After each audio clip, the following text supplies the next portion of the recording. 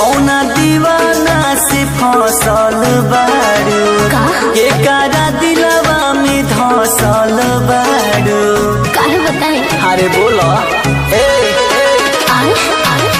कौना दीवाना से फसल बारू के कारा दिलवा में धसल बारू का करबो जान के बड़ी ओई खेलू कोनी देखावे लोग मान के बाबू सुना बोला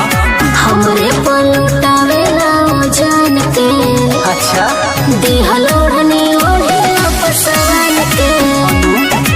इहे बनी सने ओकरा प्यार के देहलोड़नी ओढ़े पसवान के अरे का कहलू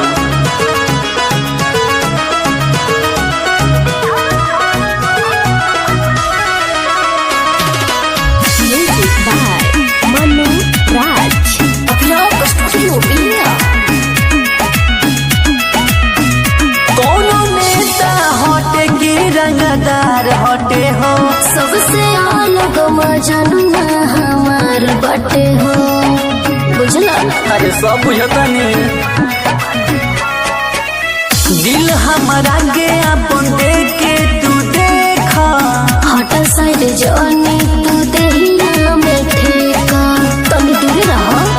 ओ करे बोलो गोरी देखावे तू सन के तो दिखाई ना हमरे पलटावे ना जान के देहलोड़नी ओढ़े पसवान के इहे बनी सने ओकरा प्यार के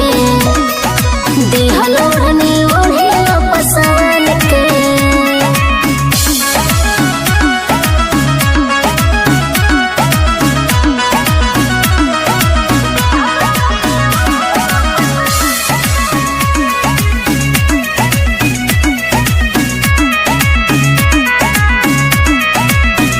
झूठो करत बारू तू करह बखान तोहर को देव शिकायत तो ले ही जान हर मरा जेबो अच्छा अपना हिम्मत गोरी चंदन के प्यार को भूल करहो हमके पटावे के ना भूल कर सुधर जा मोनी लालो पोरो तू मन से हटाइलो ध्यान के ना हो हमरे पलटावे ना